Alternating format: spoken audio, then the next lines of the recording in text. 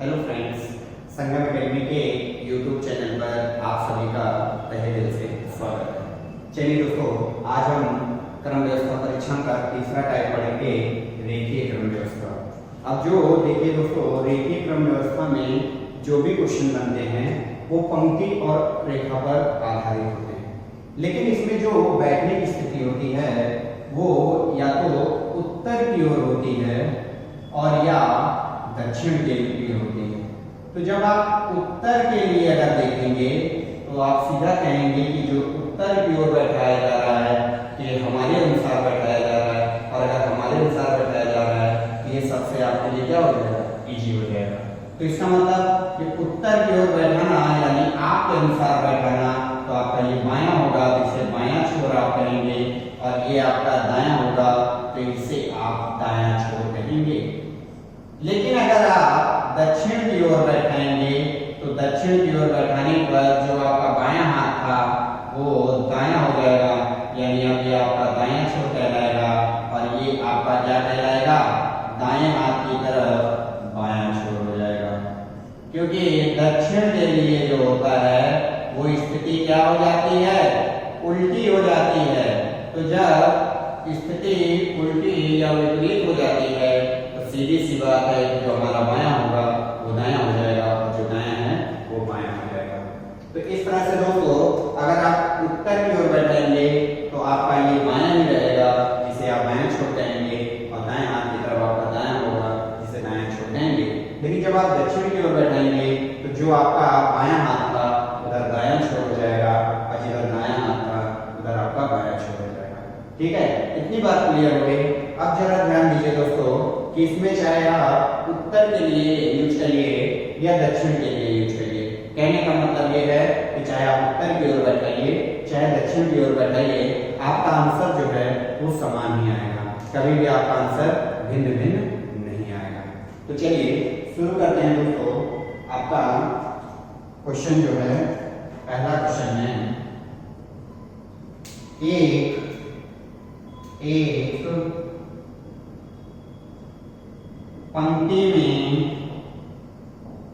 एक पंक्ति में चार सदस्य एक ही दिशा में मुख करके बैठे हैं। राम बाएं छोर पर, श्याम दाएं छोर पर, जबकि ममता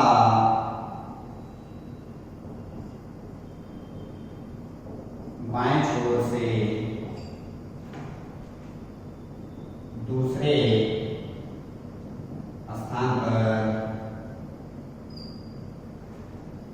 बैठी है। तो बताइए कि पंकज का दाएं छोर से कौन सा स्थान होगा। चलिए दोस्तों, इसको देखिए। कह रहा है कि एक पंक्ति में चार सदस्य एक ही दिशा में मुख करके बैठे हैं। राम बाएं छोर पर, श्याम दाएं छोर पर, जबकि ममता बाएं छोर पर दूसरे स्थान पर बैठे हैं। आगे कह रहा है, तो बताइए कि पंकज का दाएं छोर से कौन सा स्थान होगा। तो हमने आपसे बताया, चाहे आप उत्तर के लिए यूज कर लीजिए और चाहे दक्षिण के लिए यूज कर लीजिए, आपका जो भी आंसर आएगा वो क्या होगा, समान ही रहेगा। यानी कि बाएं तरफ आपका बायां छोर है और ये दाएं तरफ क्या हो गया, दायां छोर हो गया। और कितने लोग हैं, चार लोग हैं, तो चार लोगों को हमने बैठा दिया। अब इसमें कह रहा है कि राम जो है वो बाएं छोर पर है, तो ये देखिए बाएं छोर पे हमने राम को बैठा दिया, और श्याम दाएं छोर पर है तो ये आपका श्याम बैठ गया दाएं छोर पर।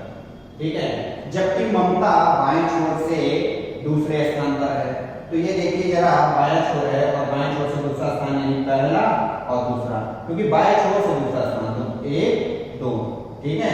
ये दूसरा किसके लिए हो गया? ममता के लिए हो गया। अब एक स्थान बचा है कि किसका है?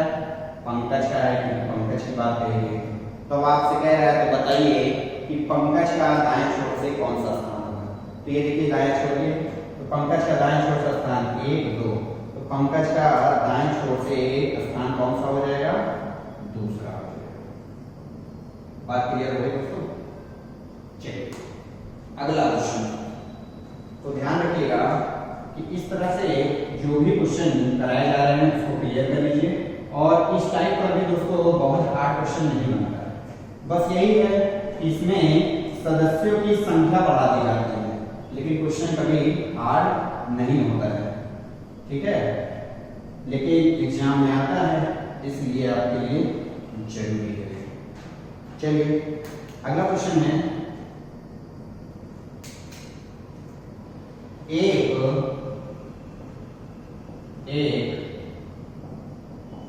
क्लब के 5 सदस्य ABCD E हैं, जो एक ही दिशा की ओर मुख करके बैठे हैं। ए मध्य में बैठा है, जबकि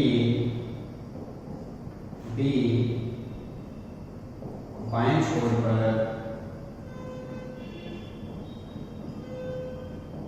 बैठा है। सी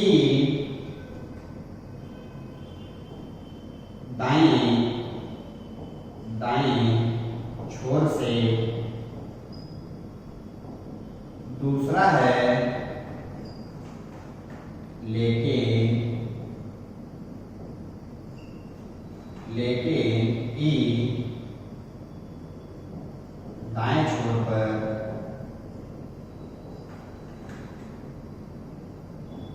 बैठा है। तो बताइए कि डी का दाएं छोर से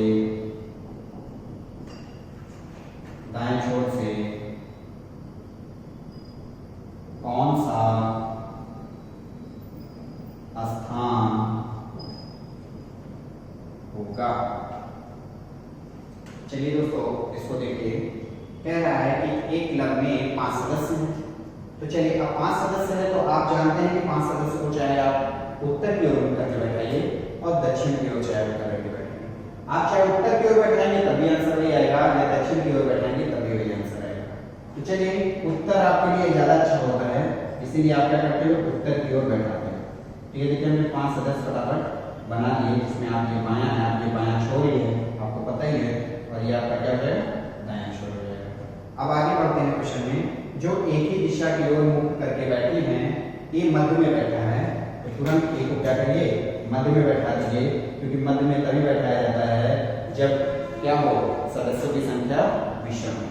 अब आगे बढ़िए, तो ए मध्य में बैठ गया, जबकि बी बाएं छोर पर, ये देखिए बी को बाएं छोर पर बैठा दिया गया। और आगे कह रहा है सी दाएं छोर से दूसरा है, तो दाएं छोर से दूसरा, ये देखिए दाएं छोर है, ये दाएं छोर से दूसरा कौन हो गया? 1 2 सी हो गया। आगे कह रहा है लेकिन ई दाएं छोर पर बैठा है। अब जो ई है वो कहां बैठा है? दाएं छोर पर बैठा है, ये बैठा दीजिए। अब एक स्थान बचा हुआ है, किसके लिए होगा? डी के लिए बैठ गया। तो बताइए कि डी का दाएं छोर से कौन सा स्थान है? तो देखिए दाएं से काउंट करिए, 1 2 3 4, तो कौन सा हो जाएगा दोस्तों? चौथा। बात क्लियर हो गई?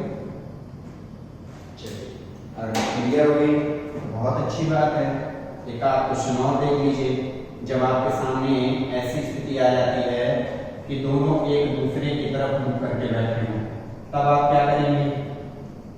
तब उसमें आपको दिक्कत होगी कि अगर हम उत्तर की ओर करके बैठे हैं कि दक्षिण की ओर। तो जब आमने सामने अगर मुख करके बैठते हैं तो चाहे उत्तर की ओर बैठाइए और चाहे दक्षिण की ओर, कोई दिक्कत नहीं होगी, आंसर हमेशा समान ही आएगा। चलिए देखिए, करा देते हैं इस टाइप का क्वेश्चन। तीसरा क्वेश्चन है, एक परिवार के 6 सदस्य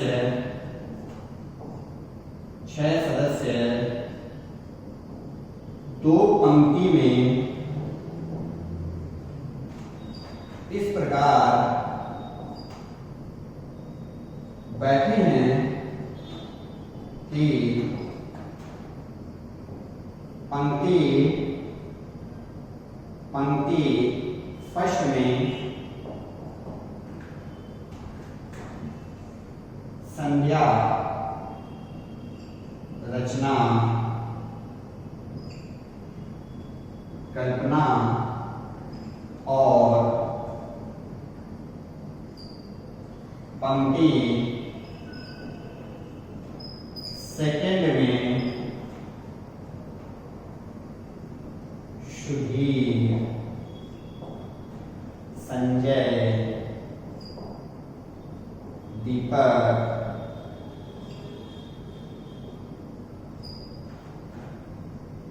इस तरह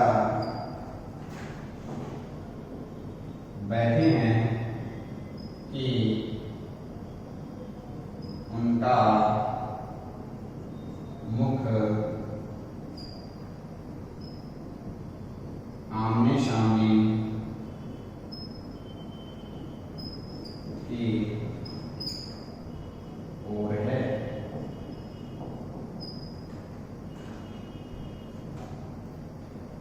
संज्ञा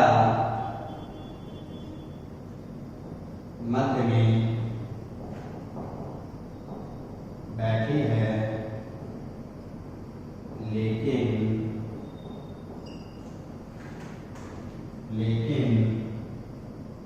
सुधीर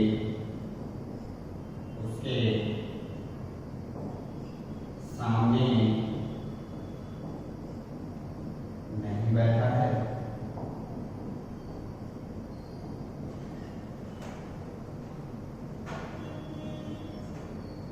संजय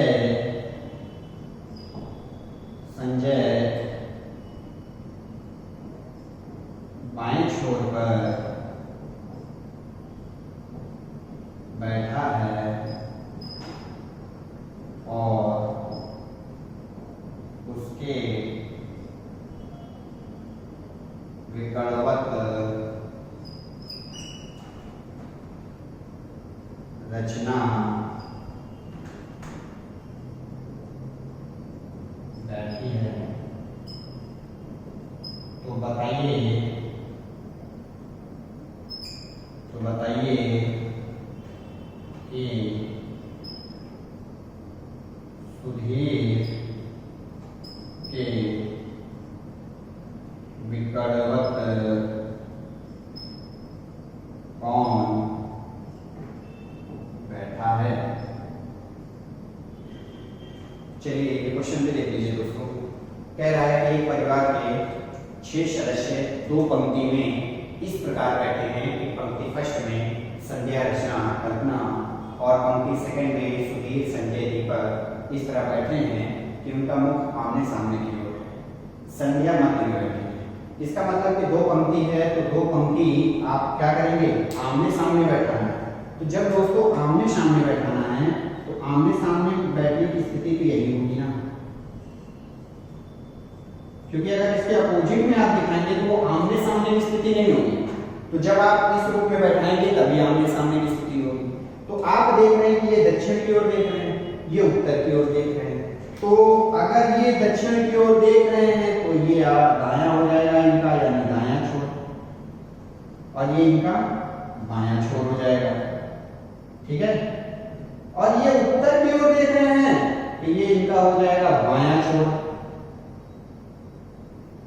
और ये हो जाएगा दायां छोर। इतनी बात क्लियर है? अब चलते हैं आगे बढ़ते हैं। तो पंक्ति फर्स्ट चलिए हम इसी को ले लेते हैं। ये पंक्ति फर्स्ट है और ये आपकी पंक्ति सेकंड है, ठीक है ना? इतना करने के बाद क्या कह रहा है कि उनका मुख आमने सामने की ओर है, संध्या मध्य में बैठी है।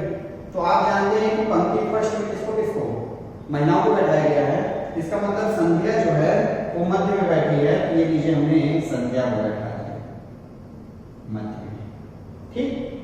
अब आगे कह रहा है कि लेकिन सुधीर उसके सामने नहीं बैठ रहा है। इसका मतलब संध्या को मध्य में बैठाया गया है, लेकिन जो सुधीर है वो उसके सामने नहीं होगा, तो बाएं भी हो सकता है और दाएं भी हो सकता है, ठीक है।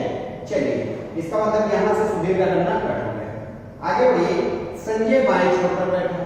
तो जरा देखिए, ये क्या है? ये आपके महिलाओं के लिए था, ये महिलाओं के लिए है, ये किसके लिए है? पुरुषों के लिए है। तो कह रहा है कि संजय बाएं छोर पर है। ये देखिए बाएं छोर यही है ना, तो हमने यहाँ क्या किया? संजय को बैठा दिया, ठीक है। अब संजय बैठ गया बाएं छोर पर, ठीक है। अगर संजय बाएं छोर पर बैठा है तो संध्या के सामने सुधीर नहीं बैठेगा ना, और जब सुधीर नहीं बैठेगा तो जरा ध्यान दीजिए, इसका मतलब सुधीर यहाँ बैठेगा। बात क्लियर? ठीक है, क्योंकि संध्या के सामने सुधीर नहीं बैठा था, तो सुधीर यहाँ भी बैठ सकता था, यहाँ भी। लेकिन आगे कह रहा है कि संजय बाएं छोर पर बैठा है। ये देखिए, संजय को बाएं छोर पर बैठा है, इसका मतलब सुधीर यहाँ बैठेगा। यही एक स्थान सुधीर के लिए बचा है। अब आगे कह रहा है कि संजय बाएं छोर पर बैठा है और उसके विकल्पक का मतलब ये होता है दोस्तों, ये देखिए वर्ग और आयत में आप बहुत पढ़ते हैं इसको, ये आपका विकल्पक होता है, ठीक है। यानी विकल्प जो होता है वो आपको कहाँ मिलता है देखने को? ये आपको वर्ग और आयत में देखने को मिलता है, और जो कर्ण होता है वो आपको त्रिभुज में देखने को मिलता है। और जब इसी को ढाक दिया जाता है तो इसी को नाम दे दिया जाता है विकल्प। यानी कर्ण का ढका हुआ रूप भी आपका क्या कहलाएगा? विकल्प कहलाएगा। तो विकल्पक का मतलब ये हो गया दोस्तों कि ये स्थिति विकल्पक होती है। अगर आप कहेंगे सर ये विकल्पक है तो ये गलत है। कभी आप देखे हैं क्या ऐसा कि मान लीजिए कि आपके सामने हम ये वर्ग बना दिए और इसमें ये विकल्पक कहेंगे? नहीं कहेंगे, इसको विकल्पक नहीं कहा जाएगा, ठीक है। तो ध्यान रखिएगा, विकल्पक का मतलब होता है एक कोने से दूसरे कोने की ओर, ठीक है। तो अब जरा ध्यान दीजिए, कह रहा है और उसके विकल्पक रचना बैठी है। यानी कि संजय बाएं छोर पर है, तो संजय बाएं छोर पर है, और संजय के विकल्पक, ये विकल्पक है, देखिए, है ना दोस्तों। और अगर ये विकल्पक है तो संजय के विकल्पक कौन बैठी है? रचना बैठी है। तो यहां पे किसका स्थान हो जाएगा? रचना का, ठीक है। अब रचना भी बैठ गई। अब यहां जब रचना बैठ गई तो आप जानते हैं कौन बैठेगा? बताइए। यहाँ पे एक बचा है, इसका नाम बचा है कल्पना, ये कल्पना बैठ गई। और एक स्थान ये बचा है, तो संजय और सुधीर बैठ चुके हैं, तो इसमें बचा कौन था? दीपक, यहाँ दीपक बैठा है। अब जरा देखिए क्या कह रहा है क्वेश्चन। तो कह रहा है तो बताइए कि सुधीर के विकल्पक कौन बैठा है? ये देखिए सुधीर के और सुधीर के विकल्पक, तो सुधीर के विकल्पक कौन बैठा है? कल्पना बैठा है। क्लियर हो गया दोस्तों? अगर ये क्लियर हो गया तो इसी के साथ दोस्तों ये आपका रेखीय क्रम व्यवस्था कंप्लीट हो चुका है। और अगर ये वीडियो आपको अच्छी लगी हो तो लाइक, कमेंट और सब्सक्राइब जरूर करिएगा और ज़्यादा से ज़्यादा शेयर करिएगा, ठीक है। इसी के साथ जय हिंद।